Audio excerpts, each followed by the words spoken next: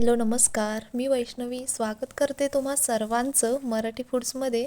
आज आपण बघूयात एकदम सोप्या पद्धतीने फ्लॉवरची भाजी कशी बनवायची. चला तर मग रेसिपीला लगेच सुरुवात करूया. फ्लॉवर स्वच्छ धुवून नीट करून घेतला. अर्धी वाटी वाटाणे घेतले. पनीरचे काही छोटे छोटे काप घेतले. मीडियम साईजचे 2 कांदे बारीक चिरून घेतले. एक मोठा टोमॅटो बारीक चिरून घेतला. आले लसूणची पेस्ट बनवून घेतली. काही कढीपत्त्याची पाने घेतली. फोडणीच्या सुरुवातीलाच लागणारं जिरे आणि मोहरी घेतली. आता एका पॅनमध्ये पाणी गरम करायला घेतलं होतं. पाणी थोडंसं गरम करून घ्यायचं आणि त्यामध्ये वाटाणे आणि फ्लॉवर घालायचा. आता याला फक्त एक उकळी काढून घ्यायची. इथे बघा फ्लॉवरला फक्त एक उकळी काढून घेतली. आता याला लगेच गाळून घेऊया. आता हे गाळून घेतलेलं पाणी वेस्ट न घालवता कणिक भिजवण्यासाठी किंवा भात शिजवण्यासाठी वापरू शकतो. आता तोच पॅन गॅसवर ठेवून गरम करून घ्यायचा. त्यामध्ये घालायचं तेल. अशा प्रकारे पॅनला सगळीकडे तेल पसरवून घ्यायचं. आता यामध्ये घालायचं पनीर. पनीर आपल्याला हलकंसं फ्राय करून घ्यायचं आहे.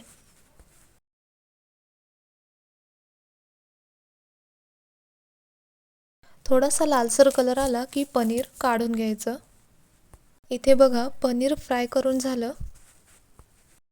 आता त्याच पॅनमध्ये अजून थोडंसं तेल घालायचं. तेल चांगलं गरम झालं की त्यामध्ये घालायची मोहरी. मोहरी तडतडली. आता त्यामध्ये घालायचं जिरे. जिरंही फुललं गेलं. आता त्यामध्ये घालायचा कढीपत्ता.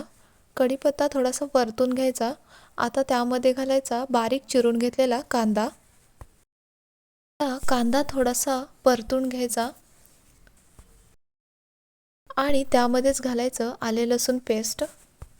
आता अर्धवट भाजलेल्या कांद्यासोबत आले लसूण पेस्ट व्यवस्थित भाजली जाईल. अशा प्रकारे आले लसूण पेस्ट नंतर घालायची म्हणजे ती करपली जाणार नाही. आता कांदा सोनेरी होईपर्यंत परतून घेऊ. कांदा सोनेरी होईपर्यंत परतून घेतला. आता यामध्ये घालायचा बारीक चिरून घेतलेला टोमॅटो. टोमॅटो यामध्ये थोडा वेळ परतून घ्यायचा. टोमॅटो लवकर शिजण्यासाठी यामध्ये घालायचं थोडंसं मीठ.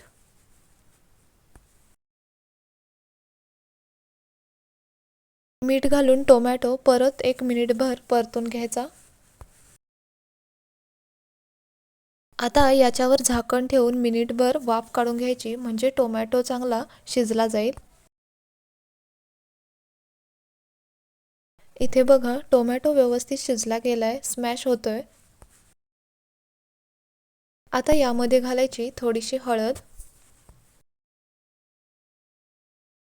लगेच घालायची चटणी किंवा घरगुती कोणताही तिखट मसाला. आता मसाला तेलामध्ये थोडासा परतून घ्यायचा. आता 2 चमचे फ्लॉवर शिजवून घेतलेलंच पाणी यामध्ये घालायचं. आता मसाल्याला तेल सुटेपर्यंत शिजवून घेऊ. इथे बघा आता कलरही किती छान आलेला आहे आणि मसाल्याला तेलही सुटलेलं आहे. आता यामध्ये घालायचं वाफवून घेतलेला फ्लॉवर आणि वाटाणा.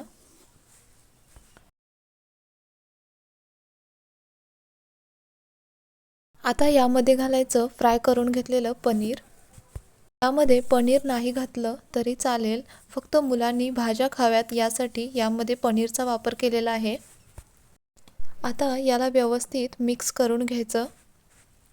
भाजी जर थोडी पातळ हवी असेल तर यामध्ये फ्लॉवर शिजवून घेतलेलंच थोडंसं पाणी घालायचं.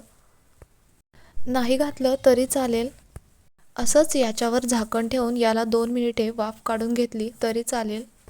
आता यामध्ये थोडंसं पाणी घालून 2-3 मिनिटे छान वाफ काढून घेतली आणि बघा काय मस्त भाजी बनून तयार झाली आहे.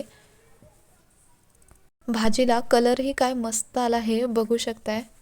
अगदी 5 ते 10 मिनिटांमध्ये झटपट भाजी बनवून तयार होते. तुम्हाला रेसिपी कशी वाटली कमेंटमध्ये कळवायला अजिबात विसरू नका.